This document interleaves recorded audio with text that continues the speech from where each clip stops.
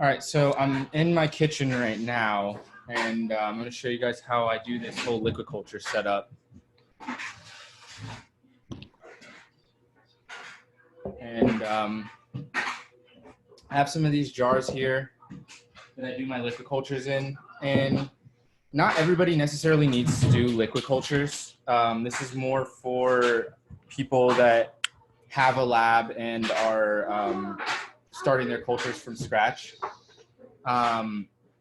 Personally, what I do here, and I'll show you guys my lab a little bit later, but what I do is culture distribution mostly. So I go out into the forest and I find native, edible, and hold up, I'm gonna turn this dryer off real quick. Sorry, that was pretty loud. So yeah, I go out in the forest and I find different gourmet and medicinal strains of mushrooms, and I like to perpetuate native strains. Whenever I got into mushroom cultivation, there was like most of the commercial strains and different strains that were available online were like from the West Coast or from China and stuff like that. So I really wanted to make Northeast and Mid-Atlantic strains more available. So I'll go out in the wild, I'll find strains, and then I clone them onto agar, which I'll show you guys when we go down to the lab. And then I put them onto LiquidCulture to distribute them to other individuals online. So I do a lot of online sales of LiquidCulture syringes again, which I'll show you once we get down downstairs. So anybody else that would be using LiquidCulture is for somebody that's going to be creating their own spawn. So a lot of people will buy spawn from other companies like Field and Forest or Kennett Square Specialties or anything like that. And they'll use that spawn to perpetuate to expand onto logs or to expand onto straw or anything like that. But if you want to make your own cultures, you're typically going to start with LiquidCulture. Traditionally, mycologists would use agar plates, petri dishes, cut bits off of those and expand those onto grain. But over the past about 10 years, we found that working with LiquidCulture is exponentially faster to expand onto grain. So typically we'll start with a petri dish, go to liquid, then go to liquid to grain, and then grain to sawdust, and then sawdust to wood chips or logs or anything like that. So a little bit about the containers that we utilize for LiquidCulture. It's just a simple jar here. And on the top of the jar, there's 2 holes. So you can use a small drill. The hole only needs to be large enough for you to stick a syringe through. Typically, I use an 18 gauge syringe, and I use about 1.5 inches just so it has a little bit more depth when it goes into the jar. So I don't usually use a drill. I personally use an ice pick. I found it to be really easy. And the one thing I really like about puncturing the lids with an ice pick is that you get these kind of like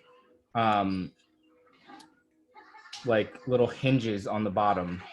And whenever you're applying the silicone, those hinges become extra useful because it kind of like secures the silicone in place. When it's smooth, the silicone tends to like rip off and come off a little bit easier. So the silicone is utilized to be able to stick a needle through here and have it kind of have they call it self-healing. So when you stick the needle in and you pull it out, it closes itself back up and doesn't allow any contamination to get in. The other hole is for air exchange, because while the fungi are growing in the liquid medium, they're going to be off-putting carbon dioxide. And if the carbon dioxide levels get too high in the jar, it could potentially harm the fungus that's growing in there. So you're going to want the carbon dioxide to be able to escape and for fresh air to come in. So for the other hole, a lot of people will use polyester fiber. You can also use a syringe filter, but I prefer to use micropore tape. So this is something that you can get at like a CVS or a Rite Aid. It's just like a bandage tape that has small pores in it. You can cover that other hole and utilize that for air exchange. So we're gonna get started here. First things first is I actually need to just rinse these jars out. If you're gonna be making LiquidCultures and utilizing the same jars, typically I get like probably 3 utilizations out of each jar as far as the silicone goes. Because I'm doing this for a business and I sell a lot of LiquidCultures, I stick a lot of needles in through this syringe port. And typically about 3 times of utilization, the silicone gets so degraded from so many needles going through that it starts to break, and I'll have to redo the silicone. But otherwise, they can keep using these jars indefinitely. But one thing to note, when you reheat, somebody asked a question. When you reheat the jars to sterilize or pressurize, it doesn't affect the silicone. All right, that's a good question. You're going to want to use a special type of silicone. I use RTV high temperature silicone, and it usually comes either black or red, and you can get that at like a local hardware store or anything like that.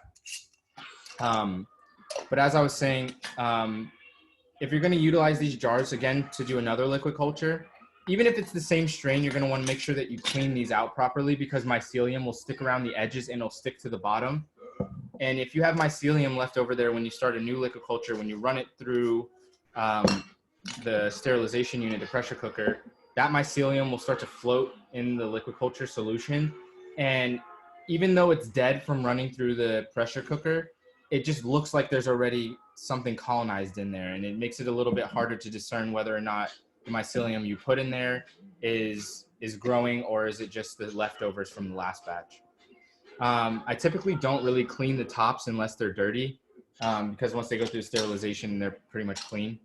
But I'll take you right over here to the sink, and we'll get these cleaned out. And I just do a simple cleaning with soap and water. So we're going to do 6 pints today. For anybody that's doing this for a commercial scale, you're probably going to want to use like a quart size jar. You can go anywhere up from like pints to like half-gallon size jars, whatever fits in your pressure cooker.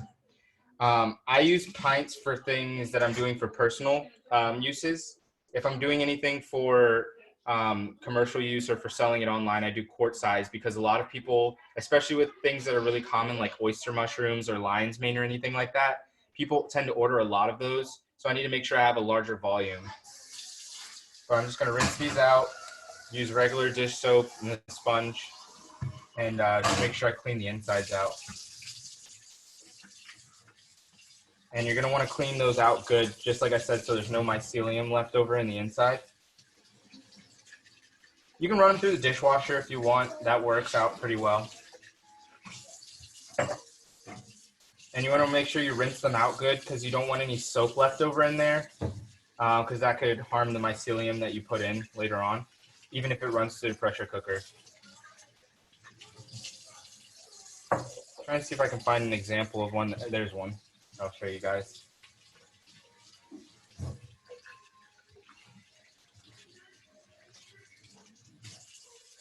This one right here, I don't know if you can see, but at the bottom it has a lot of mycelium in it, and that's what I was talking about. If you were to start a new liquid culture with that mycelium at the bottom, it'll start floating in solution, and before you even inoculate it with anything, it'll look like there's mycelium growing in there, which is then becomes hard to discern whether or not it's the mycelium you put in or just things that were already floating in there.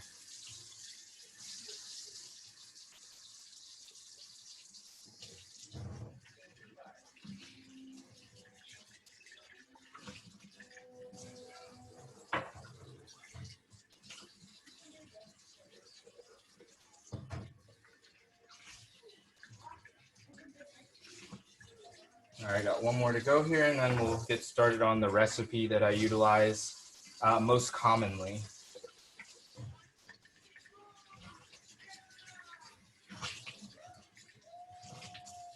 All right, we got all these jars cleaned out here.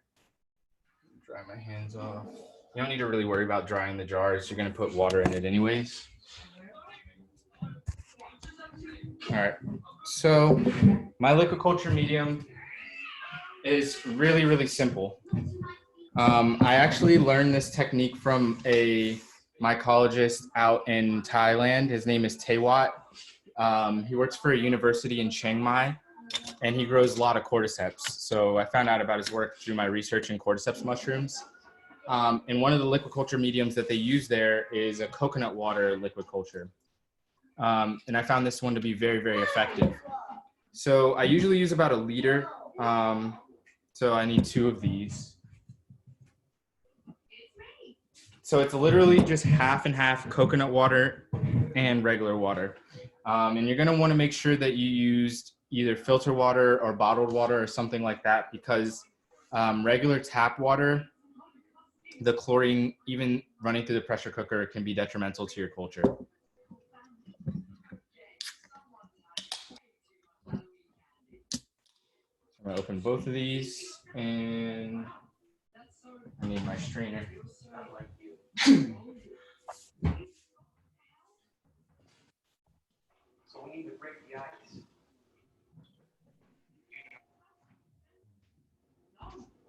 I'm sorry, were you saying something? I thought somebody was saying something. Somebody dropped something in the chat. How about the well water not treated with chlorine? Would the minerals be an issue? It depends. So I had some well water in when I was living in North Carolina that had a lot of iron in it. Like it would stain the sink with a iron color, like brown, orange color. And I thought those additional minerals would be okay. And every time I ran it with either solid substrate or liquid culture, I would just have issues with it. I don't know if there was like some, like I would get a bacterial contamination. I don't know if there was like some type of bacteria that was used to like high pressure environments from being like in the earth. Sorry, they're cutting hay down outside my house, so I've been having issues with allergies. But I don't know what it was about that well water, but I always got bacterial contamination.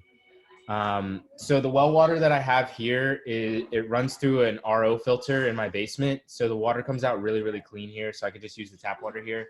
But before I would just go buy like a gallon of bottled water from the gas station or something. And Marina asks, can you just let the chlorine from the tap water evaporate out? You can totally do that. That's fine. Do you think it's overkill to do distilled water, or? No, that's fine. Yeah. Preferably you want something with a little bit of mineral content. Occasionally I'll add, sorry.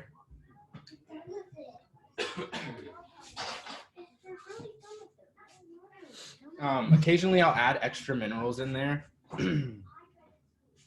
And sometimes when specifically I'm running cordyceps mushrooms, which require a little bit more nutrients than most other mushrooms, I'll add MSG, which acts as a nitrogen source for fungus. And I'll also add a little bit of gypsum. And that helps out with the mineral content, helps out with like the cellular structure of the mushrooms. So I'm gonna pour this coconut water in here. And again, I'm doing like a half and half mix. And I'm using this strainer right now because I haven't had my car to go out and buy things. So I asked my friend to buy me some coconut water for this. And I ended up with coconut water that has the chunks in it. And you don't want any debris floating in your liquid culture that could potentially like throw you off. Because whenever you do liquid culture, the only way that you can tell if it's contaminated is if there's any other colors or anything else floating in there that doesn't look like mycelium. So you definitely don't want like coconut meat floating around in there.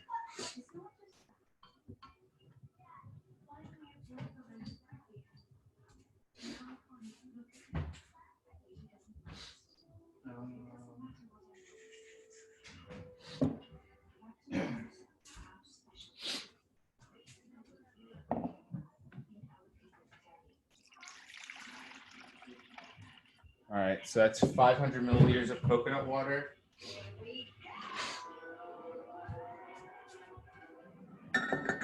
And I have some of this filtered well water here.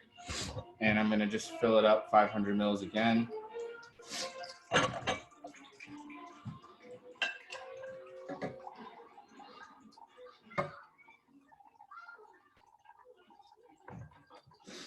And the coconut water has other nutrients, but it's mainly the sugars that you want from it. So before I found out about the coconut water agar, I used to do cornstarch or corn syrup. So I would do 2 tablespoons of corn syrup to a quart of fresh water. And that worked out really, really well for me.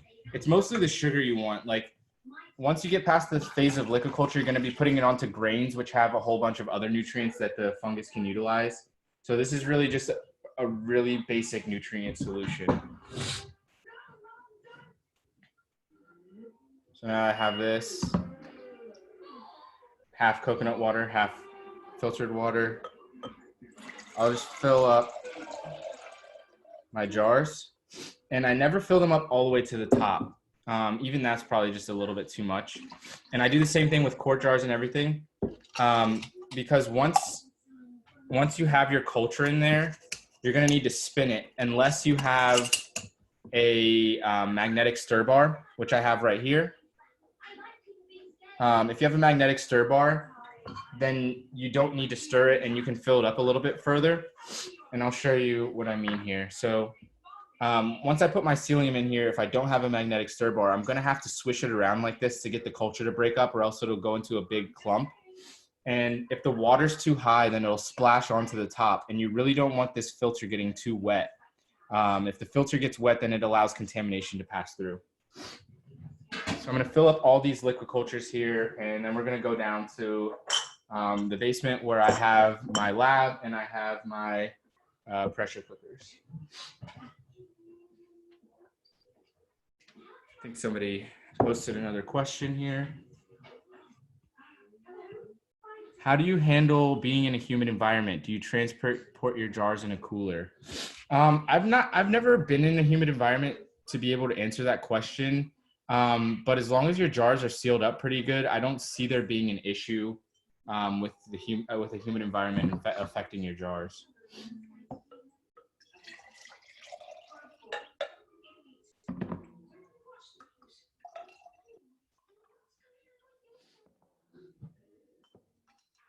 Marina also asked about, sorry, there's a couple questions that popped up here. Also asked about coconut water versus corn syrup. And could you use maple sap? Yeah, you can totally use like birch water or maple sap or anything like that. That'll work out really well. I have used like maple water or birch water that I bought at like a health food store, but that tends to be pretty expensive unless you have direct access to it. If you have direct access on your land to be able to extract maple sap or birch water or anything like that, that will work out really well. And I've definitely seen a lot of benefits from utilizing coconut water over corn syrup, because there's additional minerals and other nutrients and vitamins and things like that that you can find in the coconut water that's not in the corn syrup. And alternatives, any other alternatives? There's a lot of ways to go about it. Essentially what you want with the liquid culture is a base of sugar. You want your water and any additional like micronutrients or minerals or anything like that. And another big key factor in when you're making liquid cultures is, just like I mentioned before, that you don't want debris and things like that in there.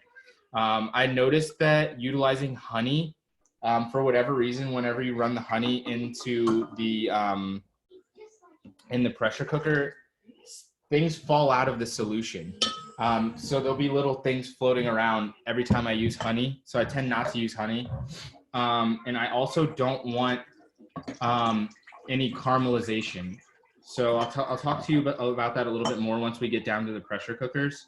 But if you run it too hot or too long, you'll get caramelization. And maple syrup already has a little bit of caramelization going on there, so you don't want to enhance that any further when you're working with this.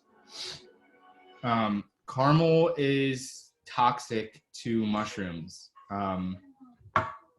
It has like a little bit of carcinogen and stuff like that. And like, honestly, I've not noticed like too much detrimental effects if I do have any caramelization. It's just something I tend to stay away from.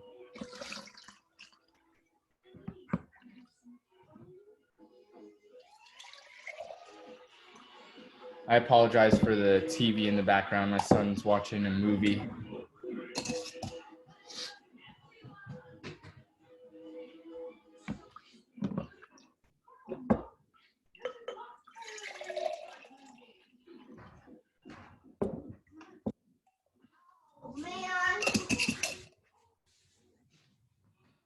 right, one last one, and then we'll go on to the next phase here.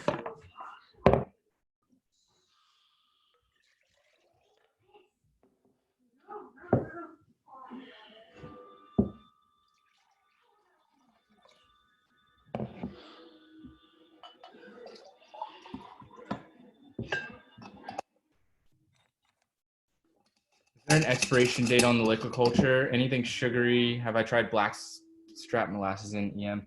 I don't want anything too dark. It's going to hinder my ability to see what's going on in the culture.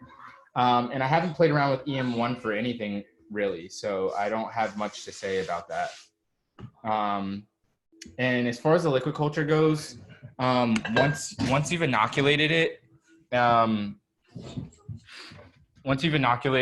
the culture's growing in it, if you put it in the refrigerator, I've had some last for up to 2 years.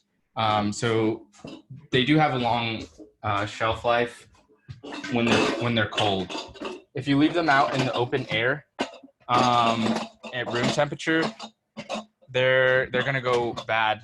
The mycelium is gonna overgrow, and then it can potentially die in there, and you're not gonna be able to tell if it's dead or not because it still looks the same. But once you try to inoculate it onto something, it's not going to work really. So over here, I have my pressure cooker units. I just moved into this house 2 weeks ago, so I'm still working on setting everything up. I'm mostly setting up to grow cordyceps here. So I still plan to put plastic on these walls with like panda film, like what I'll show you in my lab. And that's to bounce the light because cordyceps is one type of mushroom that really is photosensitive. So it needs a lot of light to be able to pin and fruit properly. So I'm going to close in this section of the basement from this pillar here to this wall. And then all the way back, it's going to have white plastic and lights hanging to grow these cordyceps. But over here, I have these pressure cookers. And these are the largest all-American pressure cookers, and they're the electric ones, so you don't need to like have them on a burner. And I really like the electric ones, but the electric ones draw a lot of electricity.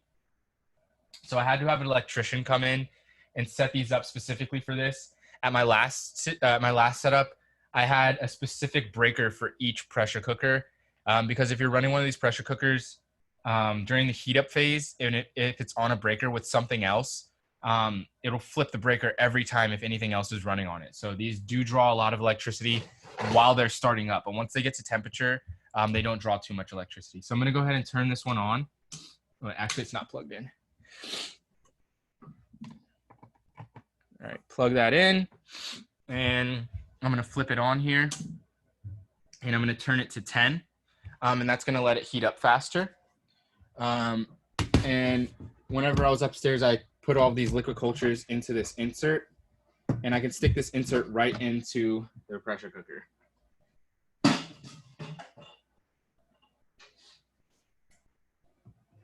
All right, so let's see if I can't put my computer right here. All right, so I put the LiquidCultures into the pressure cooker here. The pressure cooker has this steam release little pipe here. And you're going to want to make sure that you put your pressure cooker has in the insert, it has a little area specifically to put this into. Slide that in there, close it up. And whenever you're closing the clasp, make sure that you do the opposite sides at the same time and don't tighten it right away. Once you have all the clasps on, that's when you're going to want to tighten it. And the reason behind this is that you don't want one side to be tighter than the other side, because if one side is loose, no, I don't know what you use with that, but sorry about that. If one side is tighter than the other side, then steam will shoot out of the side that's loose.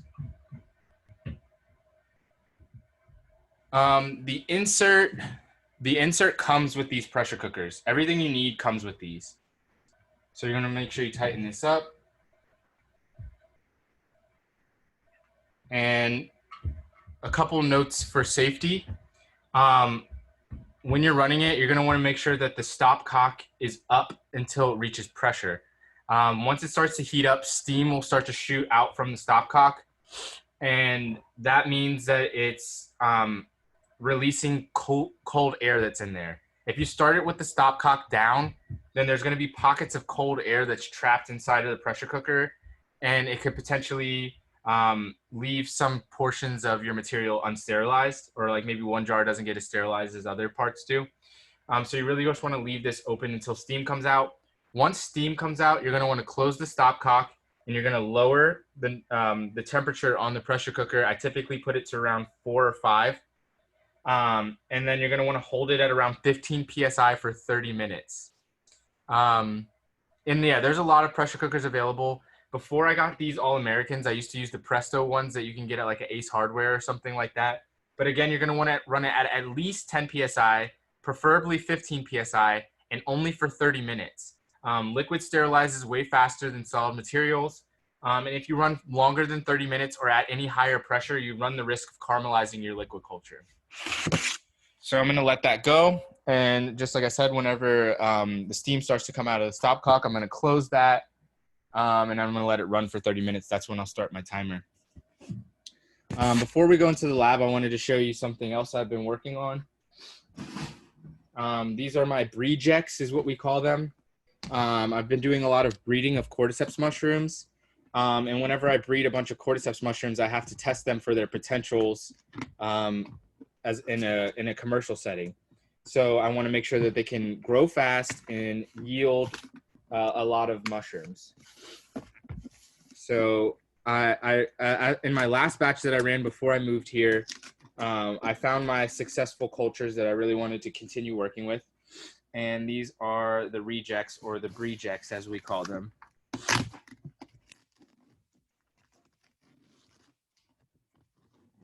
I've yet to harvest these. They're definitely mature enough to harvest, but you guys can take a peek in there. Some of these cordyceps that didn't really grow that tall. And they're starting to get what we call the fuzz, or Calcaurosporium cordycipicola. This is what happens when you don't harvest your cordyceps in time. Another fungus starts to grow on them. From what we've seen, it's not necessarily harmful, but it does lower the integrity of the mushroom. So you're going to want to make sure you harvest them before it gets to that point. I have a couple other brejects here. You can see this one, it just didn't fill out the entire cake. There's a lot of empty space in there, and you want to make sure that if you're running a commercial strain that it fills out entirely, and that'll increase your yield. But yeah, that's what I'm going to be doing down here. I'm just going to be growing a bunch of cordyceps in here. How many jars fit in that pressure cooker? I think like 32. I think I could put 16 pints on the bottom and 16 pints on the top. I'm not entirely sure on that. I haven't been running jars that often. I usually only run jars for liquid culture. So just like I said, I've been in this house for 2 weeks. And I think last week my friends came over and helped me build this lab out. So whenever I moved in here, there was an area that looked like it was framed out for a room. So what we had to do is put a couple more beams in so that we could fit this door right here. And this door is just like a regular door to go outside of your house. And it has a little bit of a gap right here, which I need to put a weather strip in. On the outside of the lab over here, on this outer wall, I have this box that I use as a pre-filter positive pressure system. So this has like a regular HVAC filter on it, and I have a replacement here. I tend to replace them like once a month just to make sure that it's extra clean. And there's a fan on the other side of it, and this fan is pulling in air from the basement 24/7. It's always pulling air in, and what that does is it makes a positive pressure in this lab. So just like I said, I need to put weather strip here. When I put my hand up here, I can feel air blowing out. And you definitely want to have a positive pressure if you're going to be doing a clean lab. Because anywhere that there's a crack in this lab, because I have this positive pressure, it's blowing air out instead of letting air in. And if air was able to come in that potentially had spores, mold spores, dirt, dust, anything like that, it could be a potential contaminant inside of the lab. you got to think of everything as a vector of contamination. Like right now, I'm a vector of contamination. I was outside grilling and stuff like that earlier. So there's definitely potential contaminants on me, but I'm not necessarily worried about that. I keep my lab very, very clean. And there's glass on the bottom and glass on the top, which secures this door and make sure it's sealed up all the way. And the last little thing I need to do is put weather stripping on here. As we go in, you can see the inside of the lab is completely covered in this Panda film. You're going to want to go with a thicker millimeter Panda film. I have a pretty decently thick one on here right now. And we use a staple gun to secure these to the beams on the outside of the walls. And I really like this smooth Panda film. The white makes I only have one light in here, and the white makes the light reflect a little bit more, which makes it easier to see whatever I'm working on. You want more light reflection. I could add another light in here, but that white is really helpful. You can see here, this is where the positive pressure comes in through this fan right here. And the other thing I like about the Panda film is it's smooth, and I can easily come in here and spray like some Clorox solution or anything like that on the walls and wipe it down with the cloth. You don't want anything textured or anything like that. The floor, I still need to paint. It's just a regular like concrete floor, which has grooves in it and things like that where contamination could possibly dwell. So I'm going to want to smooth it out with some paint so I can be able to mop it and clean it out very well. Right here, this table is for molecular biology. So I do study the DNA of mushrooms. So I have a PCR here for amplification of DNA. So I'll extract the DNA, I'll amplify the DNA, and then I can learn a lot about it through gel electrophoresis. I could also send it in for sequencing fairly cheap. And then I also have a DNA sequencer here. This is a next-gen DNA sequencer. I'll open it for you to give you guys a little peek at this. This is from Oxford Nanopore. This piece of technology is called the MinION. It's about the size of a stapler, and it can do full genome DNA sequencing, which is really, really cool. So I'm mostly using this for breeding mushrooms and understanding how mushrooms function through RNA transcription. But that's a whole different other story. Ariel asked, do I need to do anything about the ceiling? The ceiling is covered in plastic. And you can see right here, there's a vent for the AC, which I've stuck a carbon filter in the inside of it. So whenever the AC turns on, I can still get cool air down here, but it's also filtered air before it comes in. Over here, I have a HEPA sealing unit. This is an Envirco HEPA sealing unit which are typically utilized in hospitals. I really like the ones with a fan built into them. Some of them don't have a fan built in, and that means you need to build an extension on the outside for a fan to go on it, which I really want to make sure that I'm utilizing my space to the fullest potential. So I utilize the ones that has the fan built in. And I bought this one used on eBay for like $300, and it was in fairly good condition whenever I bought it. Over here, I have a back incinerator. You're gonna want some type of heat source to be able to sterilize your tools that you're utilizing. So I use scalpels and syringes and things like that. So this back incinerator heats up really hot, and I could stick my scalpels and things like that in there to sterilize them between using them on Petri dishes. On the table right now, you can see I have a bunch of LiquidCultures that I've been working with. So this is what the LiquidCulture will look like once it's fully colonized. You can see the mycelium floating around in there. Over here, I have my magnetic stir bar or my magnetic stir. So that little magnet that I showed you earlier, you can put those in your LiquidCulture, set them on here, turn this on, and it'll spin your LiquidCultures for you so you don't have to stir them yourself. And underneath is my culture storage. So I have this little mini fridge where I have all of my breeding projects and all of my wild cultures and everything like that. I keep them in here, and I keep the Petri dishes upside down. And the reason I keep the Petri dishes upside down is because whenever you put them in the refrigerator, they're going to build up condensation. And if you have them right side up, the mycelium is going to get covered in water. So if you keep them upside down, all the water will stay on the lid. So that's how I keep my Petri dishes for long-term storage. And then I have all of my consumables for DNA extraction on the side. And then my sensitive consumables are in this little freezer part. And I also keep my LiquidCultures in there. But right now I was organizing all my LiquidCultures, so I have everything right here.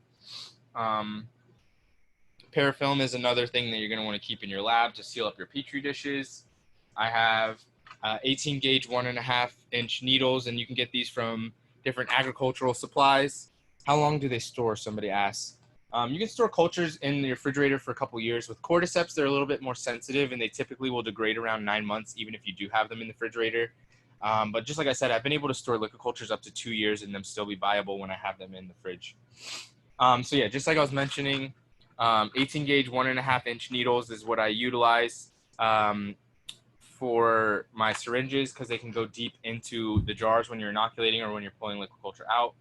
I have syringe caps that I utilize to cap the syringes when I'm sending them out for orders. You know, your classic gloves. And unfortunately, I don't have masks right now. I need to order more, but they've been in short supply with COVID and everything. But yeah, I'm still working on this lab. It's still a work in progress. I literally only set it up last week. So I still need to build some shelving units and things like that in here to store all of my other accoutrements for working in the lab. But yeah, that's my lab.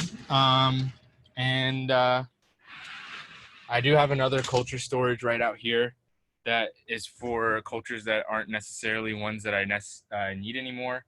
As you can see, there's a lot of them.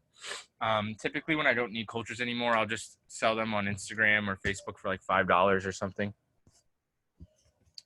Are the PCR primers readily available? Yeah. For ITS region sequencing, which is what you need for identification of mushrooms, you can buy those online for like, I don't know, like $20, I think. What resources do you recommend for basic construction, building out a room in a basement? Geez, I honestly don't know. The only books that I read were like Organic Mushroom Farming and Microremediation by Trav Cotter and Paul Stamets books on mushroom cultivation. But the rest of this I figured out myself. There's a lot of people on YouTube. And as I build this out, I'll be documenting and putting on YouTube as well that talk about how to build out mushroom grows. And I personally choose not to grow gourmet mushrooms or other medicinal mushrooms in a home setting anymore, just because I don't want to damage the interior of the building with humidity or mushroom spores. You can totally do it without damaging your building. You just got to be very careful with air circulation and things like that. But with cordyceps, you don't need to add humidity or anything like that, so it makes it way easier to cultivate mushrooms here. The other side I'm going to be utilizing for cultivating algae, but it just still has a bunch of boxes and stuff like that that I need to clean out.